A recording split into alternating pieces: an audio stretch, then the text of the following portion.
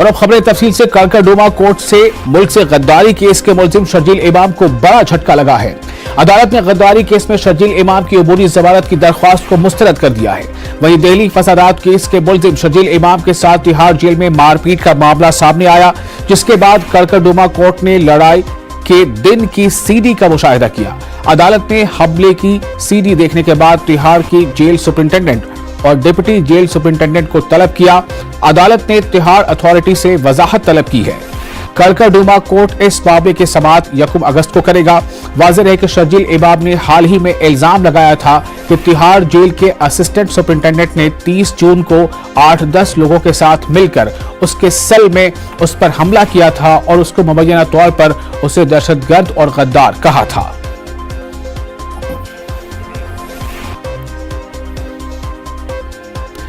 जमीयत उलमा हिंद के दोनों ग्रुपों के इंजमाम की कोशिशें तेज हो गई हैं।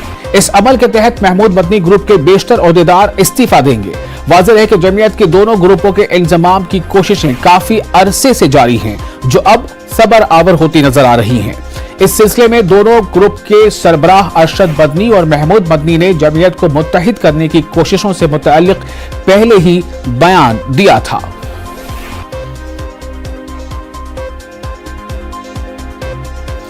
प्रयागराज में स्टेशन के वेटिंग रूम में नमाज पढ़ने का वीडियो वायरल हो रहा है। आजम खान ने इस मामले में हुकूमत को निशाना बनाया। आजम खान ने कहा कि नमाज पर पाबंदी नहीं है, बल्कि नमाज कहां पढ़ी जाए ये बहस का मौजू है। नमाज को लेकर बड़ा आवाजें उठ रही हैं और विरोध जताए जा रहे हैं। नमाज को लेकर सार्वजनिक स्थानों पर बड़ी आवाजें उठ रही हैं और विरोध जताए जा रहे हैं। अभी प्रयागराज में, इलाहाबाद में भी यही केस सामने आया है। क्या नमाज नहीं पढ़ने दे रहे हैं? सर, नमाज पर पाबंदी उठाई जा रही है और विवाद खड़ी की जा रही है। पाबंदी नहीं, नमाज कहाँ पढ़ी जाए ये बहस का मामला है और ये मुनसर करता है कि राजा का दिल कितना बड़ा या कितना छोटा है। अमरावती के मुस्लिम अक्सरियती इलाके तरक्याती कामों से कोसों दूर हैं। इलाके में ना तो अच्छी सड़कें हैं और ना ही निकासी का कोई निजाम। अगर इन इलाकों में कुछ तरक्याती काम होते भी हैं तो इसमें ऐसा मटेरियल इस्तेमाल किया जाता है जो इंतहाई निचले दर्जे का होता है। ऐसे कई मामले इन दिनों सामने आ रहे हैं। ये अरफात कॉलोनी से आसिम नगर को जाने वाली सड़क है, जो 2 महीने पहले ही ताबीर की गई, जो पूरी तरह से दब चुकी है। ऐसा ही मामला नूर नगर मस्कत अस्पताल के सामने देखने को मिला। मकामी लोगों को शदीद परेशानी का सामना है। सड़क में गड्ढे होने की वजह से इसमें पानी भर जाता है, जिसकी वजह से आए दिन हादसा भी पेश आते हैं। ऐसे में मकामी लोगों में बरहमी देखने को मिल रही है। काम जो हुआ है बहुत गलत हुआ है। रोड पर कोई मटेरियल बराबर गिरा नहीं है। और क्या रोड बनने को 2 महीने तो हुआ है। 2 महीने में तो रोड इतना गंदा हो गया है एक ही बारिश में कि वहाँ से बच्चों को स्कूल के जाने को, गाड़ी जाने को बहुत परेशानी हो रही है। ये तो प्रॉब्लम सब ठेकेदारों की है। उन्हें देखना चाहिए वापस आके कैसा काम हो रहा है अपने यहाँ पे।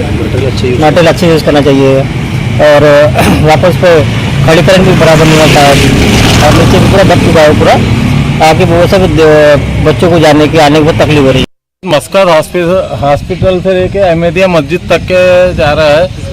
पहले तो अपने पश्चिमी क्षेत्र में विकास नहीं होता, आज जो विकास हो रहा है तो ये कितने निचले दर्जे का हो रहा है ये दिखाई दे रहा है। अभी 5 महीने हुए, 5 महीने पहले ये रोड डामरीकरण हुआ, जिसमें एक ही बारिश में ये रोड का ये हाल हो चुका है। तो इस पे से अंदाज़ा लगाइए कि इधर का विकास कौन से दर्जे का हो रहा है। ये अंदाज़ा लगा चाहिए कि 5 महीने में रोड की ये हालत हो गई, तो अभी पूरी बरसात जाने में ये रोड की क्या हालत होगी। क्या हर 5 साल बाद में बस रोडों के रास्ते यहाँ के लोग वो करते रहेंगे। हमारी यही मांग है कि अगर इधर पश्चिमी क्षेत्र में जो विकास हो रहा है तो उसको एक अच्छे ठेकेदार को अच्छा क्वालिटी का करने लगाए, ताकि ये हाल ना हो। रोड बना है अभी 2 महीने पहले बना है, रोड भी पूरा उखड़ गया। 2 महीने पूरे नहीं हुए रोड के। आज पहले तो बना नहीं, अभी बना तो वो 2 महीने के अंदर ये रोड का पूरा दिखाने में मत गए। रोड बनने को रोड की ये हालत है, कितना बड़ा गड्ढा हो गया, कैसा होगा। नांदेड़ में एक मरतबा फिर से जोरदार बारिश का सिलसिला शुरू हो गया है। पिछले 83 घंटों से जोरदार बारिश रिकॉर्ड की गई है। बारिश की वजह से एक मरतबा फिर नशेबी इलाकों में पानी जमा होने लगा है और लोगों की मुश्किलें बढ़ने लगी हैं। महकमे मौसमियात की जानिब से 2 दिन कबल ही भारी बारिश की पेशकयासी की गई है। जुमे की देर रात से शुरू होने वाली बारिश शनिचर के रोज भी होती रही। बारिश की वजह से रेलवे अंडरग्राउंड पुलों में पानी जमा हो रहा है, जिसकी वजह से ट्रैफिक का बुरा हाल है। लोग परेशान हैं। म्युनिसिपल इंतजामिया के पास पानी की निकासी के लिए कोई मशीन नहीं है। चौक में जो अंडरग्राउंड बीच है, यहाँ पे अभी हमारे को अंदाजा नहीं लगा, हमारे ड्राइवर को, तो ट्रैक्टर अंदर डाल दिया। 1-2 घंटे से हम परेशान है। जो हर साल का यही का मसला है पानी का, कि बाबा यहाँ का वही बोम है और ये पटरी का ब्रिज है जो न्यूरी चौक जाने वाला रोड है, और हर साल का इतना है कि इतनी तकलीफ हो रही है इससे कि कोई इधर का कोई दखल अंदाजी कोई ले रहा है नहीं। ट्रैक्टर दूसरा बुलाया है, अब वो निकालने की कोशिश चलो है। 2 घंटे से परेशान है। ट्रैक्टर तो पूरा अंदर पानी में है और कम से कम कमर के ऊपर उतना पानी है। मेरठ देहरादून नेशनल हाईवे 58 पर आज उस वक्त माहौल कशीदा हो गया जब हाईवे से गुजर रहे कांवड़ियों ने कंकरखेड़ा चिटोली क्रॉसिंग पर हंगामा करते हुए हाईवे पर जाम लगा दिया। दूसरे फिरके के एक शख्स पर कावड़ को नजिस करने का शक जाहिर करते हुए कांवड़ियों ने हंगामा कर दिया। हरिद्वार से गंगा जल लेकर राजस्थान जा रहे कांवड़ियों का इल्जाम था कि एक दूसरे फिरके के एक शख्स ने कावड़ को नजिस करके खंडित कर दिया है। नाराज कांवड़ियों ने हाईवे पर जाम लगाते हुए पुलिस चौकी में भी तोड़फोड़ की और यहां खड़ी गाड़ियों को नुकसान पहुंचाया। हंगामे की इत्तला मिलते ही तमाम आला अफसरान मौके पर पहुंच गए और काफी देर की मशक्कत और गुजारिश के बाद हंगामा कर रहे कांवड़ियों को खामोश करवाकर हंगामा खत्म कराया और दोबारा जल लाने के लिए सरकारी गाड़ी से हरिद्वार रवाना किया। कांवड़ियों की शिकायत पर पुलिस ने एक शख्स को गिरफ्तार किया है।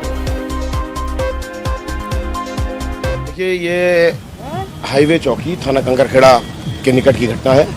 एनएच पर कुछ कांवड़िया, कुछ श्रद्धालु जो है राजस्थान के रहने वाले, वो अपने जो गंतव्य को जा रहे थे। उनको ये भ्रम हुआ या उन्होंने देखा कि उनके कांवड़ पर किसी ने उसको अपवित्र करने की किसी व्यक्ति ने प्रयास किया है। इस बात पर वो उग्र हो गए।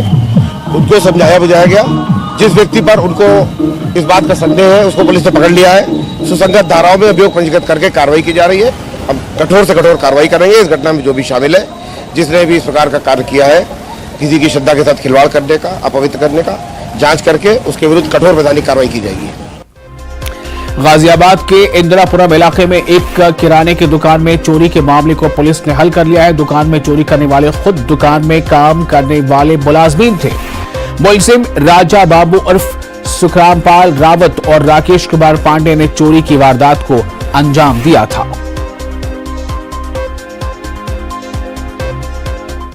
पीनस ट्राई सुपर स्टोर लिमिटेड है नीति खंड 2 में, जहां पिछले रविवार आबलिक सोमवार की रात्रि में चोरी हुई थी।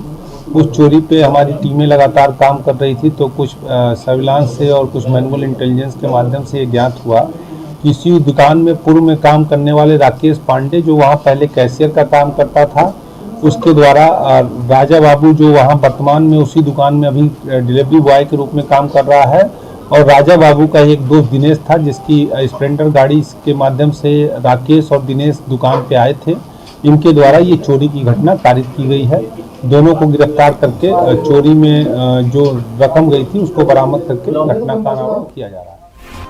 मुंबई की लोकल ट्रेन के प्लेटफॉर्म पर एक बड़ा हादसा पेश आया है। इस वाकये की दिल दहला देने वाली तस्वीर सीसीटीवी में कैद हो गई हैं।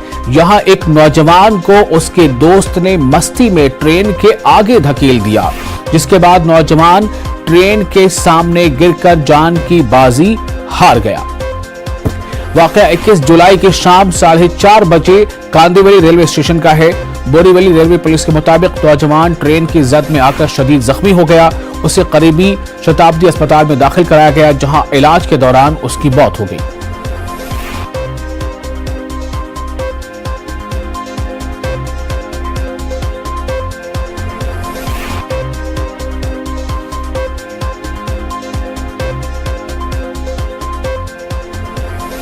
और फिलहाल एक छोटा सा ब्रेक, जल्द हाजिर होते हैं।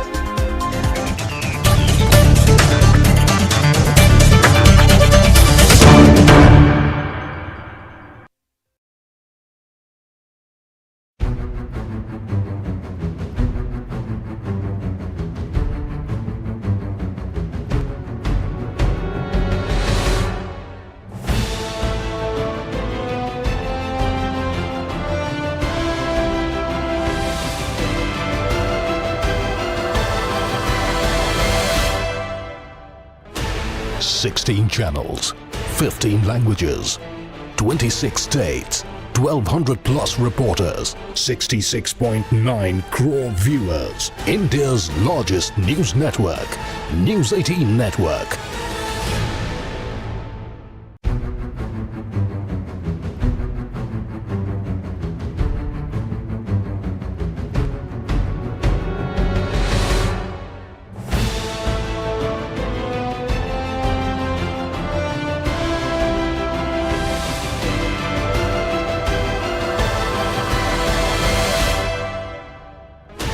Sixteen channels, 15 languages, 26 states, 1200 plus reporters, 66.9 crore viewers. India's largest news network, News 18 Network.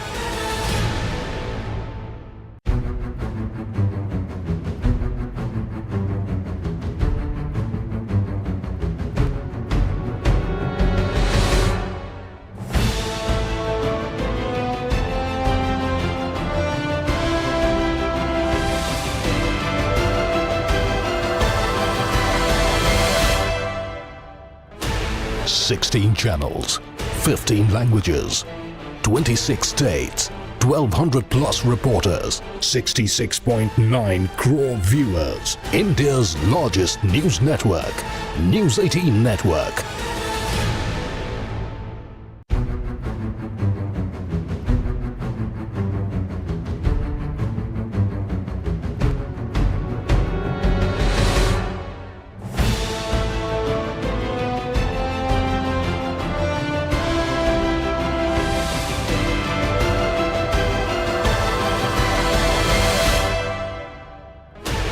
Sixteen channels, 15 languages, 26 states, 1200 plus reporters, 66.9 crore viewers. India's largest news network, News 18 Network.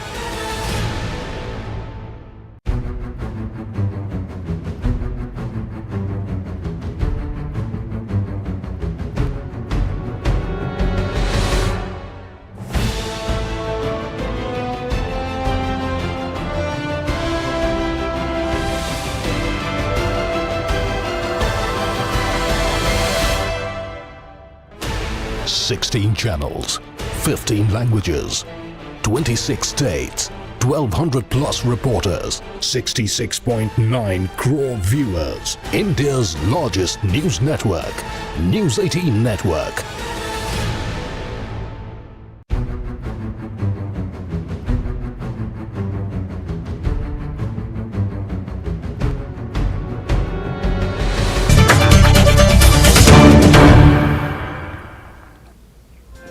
Break के बाद एक बार फिर आपका इस्तकबाल है। आप देख रहे हैं न्यूज 18 उर्दू पर खास बात इंडिया। सालाना श्री अमरनाथ जी यात्रा के दौरान पैदा होने वाला ठोस कचरा माहौलियात के लिए हमेशा से ही एक संगीन खतरा रहा है और बालतल बेस कैंप और मुकद्दस गुफा के रास्ते पर कचरे को ठिकाने लगाना इंतजामिया के लिए काफी मुश्किल रहता है।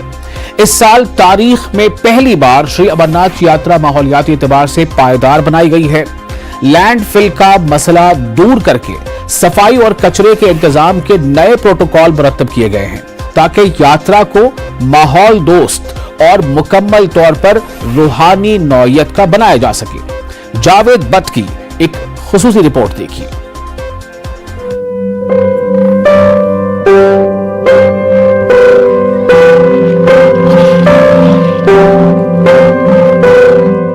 हर साल मुल्क के मुख्तलिफ मकामात से लाखों की तादाद में यात्री श्री अमरनाथ जी के सालाना यात्रा के लिए पहलगाम के नुनवन बेस कैंप और जिला गांदरबल के बालतल बेस कैंप पहुंचते हैं। मशहूर सिंध नाले के साहिल पर वाक़ पहाड़ों और जंगलों से घिरा बालतल बेस कैंप माहौलियाती लिहाज से काफी हसास है। यहाँ यात्रा के दिनों में रोजाना 7,000 यात्री पहुँचते हैं। 45 दिनों तक चलने वाली यात्रा से माहौलियात को खतरात लाहक रहते हैं। बेस कैंप और मुकद्दस गुफा के रास्ते पर यात्रियों की सहूलत के लिए बनाए गए आरजी बैतुल खला, लंगरों और दीगर आउटलेट से ठोस फजला पैदा होता है। इस तरह पैदा होने वाले कचरे को ठिकाने लगाने के चैलेंज दर्दसर बने हुए रहते हैं।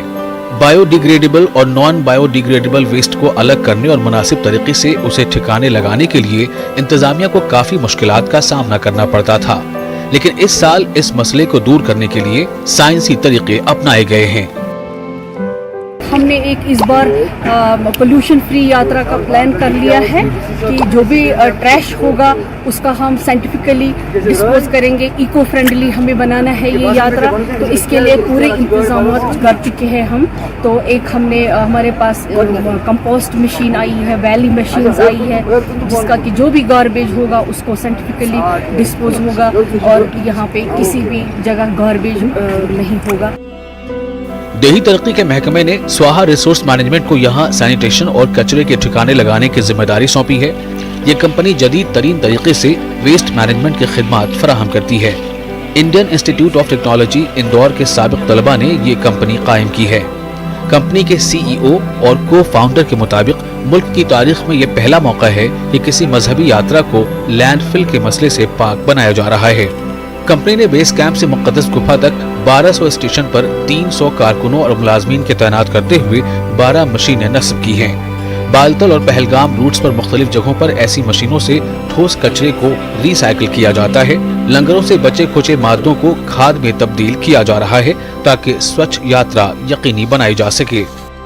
इस यात्रा के दौरान जितना भी कचरा पैदा होता है उसको पूरा प्रोसेस करें और उसको लैंडफिल में ना जाने दें। तो इस तरीके से ये एक ज़ीरो लैंडफिल यात्रा का एक अनुपम एग्जाम्पल बनेगा और ये पहली बार हो रहा है भारत में कि कोई धार्मिक यात्रा को हम पूरी तरीके से कचरा मुक्त कर रहे हैं और पर्यावरण पे उसका कोई भी बुरा प्रभाव नहीं आएगा, बल्कि इस कचरे से हम खाद बनाएंगे और साथ में जो इनऑर्गेनिक कचरा इसमें से निकलेगा हम उसको रिसाइकल करके नए प्रोडक्ट्स बनाएंगे। अगरचे ये तमाम उमूर इस कंपनी के लिए बड़े चैलेंज हैं, क्योंकि 13,000 फुट की बुलंदी पर वेस्ट मैनेजमेंट का अमल मुश्किल होता है। कंपनी ने सिर्फ कस्बों में मुनक़िद होने वाली तक़रीबात में सॉलिड वेस्ट मैनेजमेंट का काम अंजाम दिया है, लेकिन कंपनी के मुंतज़मीन एक मिसाल कायम करने के लिए पुरएतमाद नजर आते हैं। कई सारी ऐसी जगह जहाँ रोड्स नहीं है, कई सारी ऐसी जगह जहाँ पर रुकने का साधन नहीं है, बिजली भी नहीं है, वहाँ पर वेस्ट मैनेजमेंट करना मतलब हम लोग 13,000 फीट तक की एल्टीट्यूड पे जाकर के वेस्ट मैनेजमेंट करेंगे। तो हमारे लिए बहुत चैलेंजिंग, बहुत ही बड़ा प्रोजेक्ट है, बहुत एम्बिशियस प्रोजेक्ट है। हुकूमत के मुताबिक इस साल तवक्को है कि तकरीबन 8 लाख अकीदतमंद यात्रा करेंगे और यात्रियों की अब तक की सबसे ज्यादा तादाद को देखते हुए हमवार व पुरअमन तरीके से यात्रा को यकीनी बनाने के लिए तमाम इंतजामात किए गए हैं। यात्रा के दौरान मुंतज़मीन माहौलियाती हसासियत को भी तरजीह दे रहे हैं और साइंसी तरीके से ठोस कचरे को ठिकाने लगाया जा रहा है। न्यूज़ 18 उर्दू के लिए गांदरबल के बालतल बेस कैंप से जावेद भट्ट की रिपोर्ट।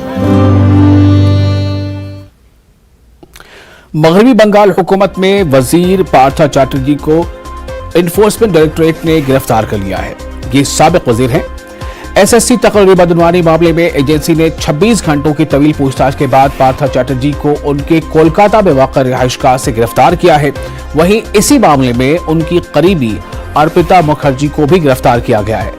दोनों को अदालत में पेश किया जा चुका है। पार्था के पर्सनल सेक्रेटरी को भी गिरफ्तार किया गया। एजेंसी ने छापे के दौरान अर्पिता के ठिकाने से 21 करोड़ रुपए और 20 मोबाइल फोन भी जब्त किए थे।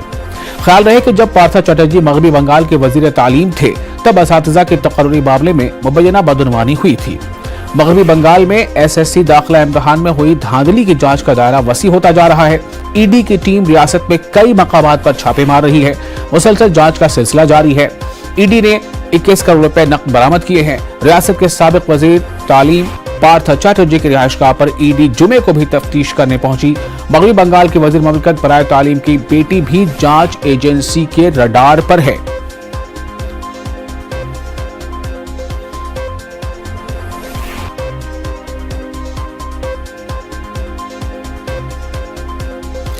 बीजेपी का कहना है कि पार्था चैटर्जी की गिरफ्तारी इस बात का सबूत है कि असातिज़ा की तकर्री में बदनवानी हुई है। एक विजुअल और एक इमेज आपने देखा होगा कि एक पैसों का भंडार एक वेस्ट बंगाल के मंत्री के करीबी दोस्त के घर से 21 करोड़ का कैश और गोल्ड का ED के रेड के द्वारा एक्सपोज होना और उसका रियलिटी देश के सिटीजन्स के सामने रखना। और इस व्यक्ति के बारे में वहाँ के मुख्यमंत्री ममता जी ने काफ़ी कुछ पहले से प्रशंसा किया हुआ था कि आप अच्छे काम कर रहे हैं, गुड जॉब, और कल तक ये पता नहीं था कि ये एक अच्छा काम क्या था, लेकिन आज ये तो स्पष्ट हो गया है कि वो अच्छा काम क्या कर रहे थे। 21 करोड़ का भंडार मैनेज करना, मैं मानता हूँ ममता जी के लिए एक प्रशंसा वाली बात थी और उन्होंने उनको कॉम्प्लीमेंट किया था। और ये जो चोर मचा रहे हैं शोर, इसका आज कल के इस विजुअल के साथ एक बड़ा एक पैटर्न, एक लॉजिक, एक एक्सप्लेनेशन निकलता है कि ये चोर क्यों मचा रहे हैं शोर। क्योंकि उनकी चोरी का जो एविडेंस है वो लोगों तक ना पहुंचे, उसको किसी तरह ऑब्फ्यूस्केट करें, उसको किसी तरह कंफ्यूज करें, उनका यही मकसद है। और कांग्रेस लीडर अधीर रंजन चौधरी का कहना है कि बंगाल में बदनवानी, लूट और घपला आम है। इन्होंने तमाम बदनवानी और बेजाब्तगी के लिए वजीर आला ममता बनर्जी को जिम्मेदार ठहराया है। देखिए, ये पार्थ चटर्जी बंगाल की जो मुख्यमंत्री ममता बनर्जी, इनकी खास आदमी के रूप से इनको जाना जाता। आज जो देखते हैं 20-21 करोड़ रुपया की जो इनकी कोई जान पहचानों से बरामद हुई है, ये कुछ नहीं है। ये हीम सेल की केवल मात्र सीड्स है। सारे बंगाल में धड़ल्ले से चोरी होते जा रहे हैं। सारे बंगाल के आम लोगों को पता था, और ईडी हरकत में ही कब बंगाल की न्यायालय की डांट खाने की बाद सीबीआई ईडी हरकत में आई, और यह तब्दीश की रफ्तार थोड़ा बहुत बड़ी है। बीच में बंगाल के TMC party, BJP party Delhi की मैनेज करने के लिए हर संभव प्रयास भी कर रही है। तो यह नतीजा कब तक और कहां तक पहुंचेंगी, इंतजार करने की जरूरत है। यह तो सिर्फ एक हिमाचल की शीर्ष है। बंगाल में करप्शन मतलब लूट, घोटाला, मान लो ये प्रतिष्ठानिक स्वरूप ले लिए हैं, ये इंस्टीट्यूशनलाइज्ड हो चुके हैं। कहीं भी अगर नदी की जन्म होती है, कोई भी पहाड़ की शीर्ष पर, नदी जाके मिलती है कहां? समुद्र में।